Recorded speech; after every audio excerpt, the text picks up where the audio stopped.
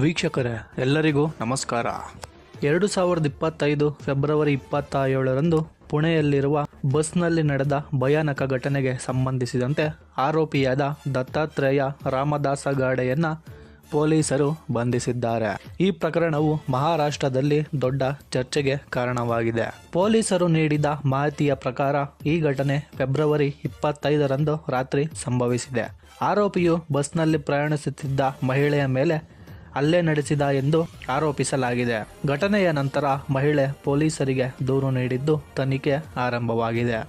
ಪೊಲೀಸರು ಆರೋಪಿಯನ್ನ ಪತ್ತೆ ಹಚ್ಚಲು ವಿಶೇಷ ತಂಡವನ್ನು ಕೂಡ ರಚಿಸಿದ್ದರು. ಅನೇಕ ಸ್ಥಳಗಳಲ್ಲಿ ಶೋಧ ಕಾರ್ಯ ನಡೆಸಿದ ನಂತರ ಫೆಬ್ರವರಿ 27ರಂದು ಗಾಡೆಯನ್ನ ಬಂಧಿಸಲಾಗಿದೆ. ಆರೋಪಿಯನ್ನ ನ್ಯಾಯಾಲಯಕ್ಕೆ ಹಾಜರುಪಡಿಸಲಾಗಿದ್ದು ಮುಂದಿನ ತನಿಖೆ ನಡೆಯುತ್ತಿದೆ.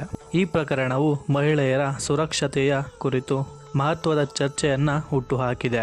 ಸಾಮಾಜಿಕ ಮಾಧ್ಯಮಗಳಲ್ಲಿ ಜನರು ತಮ್ಮ ಆಕ್ರೋಶವನ್ನ ವ್ಯಕ್ತಪಡಿಸುತ್ತಿದ್ದಾರೆ ಹಾಗೂ ಅವರಿಗೆ ಆರೋಪಿಗೆ ಕಠಿಣ ಶಿಕ್ಷೆ ನೀಡುವಂತೆ ಆಗ್ರಹಿಸುತ್ತಿದ್ದಾರೆ.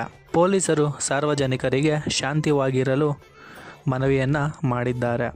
ಈ ಪ್ರಕರಣದ ಕುರಿತು ಹೆಚ್ಚಿನ ಮಾಹಿತಿಯನ್ನು ಶೀಘ್ರದಲ್ಲೇ ಪ್ರಕಟಿಸಲಾಗುವುದು ಎಂದು ಅವರು ತಿಳಿಸಿದ್ದಾರೆ. ಈ ಪ್ರಕರಣದ ತನಿಖೆ ಮುಂದುವರಿದಂತೆ ಪೊಲೀಸರು ಹೆಚ್ಚಿನ ಮಾಹಿತಿಗಳನ್ನು ಬಹಿರಂಗಪಡಿಸಿದ್ದಾರೆ. ಆರೋಪಿಯಾದ ದತ್ತಾತ್ರೇಯ ರಾಮದಾಸ ಗಾಡೆ ಇವರ ಏಜ್ 45 ಆಗಿರುತ್ತೆ. ಪುಣೆಯ ಸ್ಥಳೀಯ ನಿವಾಸಿಯಾಗಿದ್ದು ಬಸ್ ಚಾಲಕನಾಗಿ ಕೆಲಸ ಮಾಡ್ತಾ ಇರ್ತಾನೆ. ಫೆಬ್ರವರಿ 25ರಂದು ರಾತ್ರಿ ಬಸ್ನಲ್ಲಿ ಪ್ರಯಾಣಿಸುತ್ತಿದ್ದ 28 ವರ್ಷದ ಮಹಿಳೆಯ ಮೇಲೆ ಹಲ್ಲೆ ನಡೆಸಿದ ಆರೋಪವನ್ನು ಎದುರಿಸುತ್ತಾನೆ. ಪೊಲೀಸರು ನೀಡಿದ ಮಾಹಿತಿಯ ಪ್ರಕಾರ ಘಟನೆ ನಡೆದ ಸಮಯದಲ್ಲಿ ಬಸ್ನಲ್ಲಿ ಇತರ ಪ್ರಯಾಣಿಕರು ಇಲ್ಲದ ಕಾರಣ ಮಹಿಳೆಯ ಸಹಾಯಕ್ಕಾಗಿ ಕಿರುಚಲು ಸಾಧ್ಯವಾಗಲಿಲ್ಲ.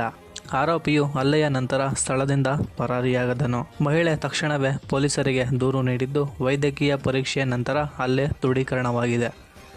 ಆರೋಪಿಯನ್ನು ಬಂಧಿಸಲು ವಿಶೇಷ ತಂಡವನ್ನು ರಚಿಸಲಾಗಿತ್ತು. ನಂತರ ಫೆಬ್ರವರಿ 27ರಂದು ಮುಂಬೈನ ಹೊರವಲಯದಲ್ಲಿ ಆತನನ್ನು ಬಂಧಿಸಲಾಗಿದ್ದು ಪೊಲೀಸರು ಆರೋಪಿಯನ್ನು ವಿಚಾರಣೆಗಾಗಿ ಕಸ್ಟಡಿಯಲ್ಲೇ ಇರಿಸಿದ್ದು ನ್ಯಾಯಾಲಯದಲ್ಲಿ ಹಾಜರುಪಡಿಸಿದ್ದಾರೆ. ನ್ಯಾಯಾಲಯವು ಅವನನ್ನು 14 ದಿನಗಳ ನ್ಯಾಯಾಂಗ ಬಂಧನಕ್ಕೆ ಒಪ್ಪಿಸಿದೆ. ಈ ಘಟನೆ ಮಹಾರಾಷ್ಟ್ರದಲ್ಲಿ ಮಹಿಳೆಯರ ಸುರಕ್ಷತೆಯ ಕುರಿತು ದೊಡ್ಡ ಚರ್ಚೆಗೆ ಕಾರಣವಾಗಿದೆ. ಸಾಮಾಜಿಕ ಮಾಧ್ಯಮಗಳಲ್ಲಿ ಜನರು ತಮ್ಮ ಆಕ್ರೋಶವನ್ನು ವ್ಯಕ್ತಪಡಿಸುತ್ತಿದ್ದು ಸರ್ಕಾರ ಮತ್ತು ಪೊಲೀಸ್ ಇಲಾಖೆಯಿಂದ ಮಹಿಳೆಯರ ಸುರಕ್ಷತೆಗೆ ಹೆಚ್ಚಿನ ಕ್ರಮಗಳನ್ನು ಕೈಗೊಳ್ಳುವಂತೆ ಆಗ್ರಹಿಸುತ್ತಿದ್ದಾರೆ. ಇನ್ನು ಹೆಚ್ಚಿನ ಇಂಟ್ರೆಸ್ಟಿಂಗ್ ನ್ಯೂಸ್ಗಳಿಗಾಗಿ ಈ ಒಂದು ಚಾನಲನ್ನು ಸಬ್ಸ್ಕ್ರೈಬ್ ಮಾಡ್ಕೊಳ್ಳಿ, ಹಾಗೆ ಬೆಲ್ಲೈಕನ್ನ ಕ್ಲಿಕ್ ಮಾಡ್ಕೊಳ್ಳಿ.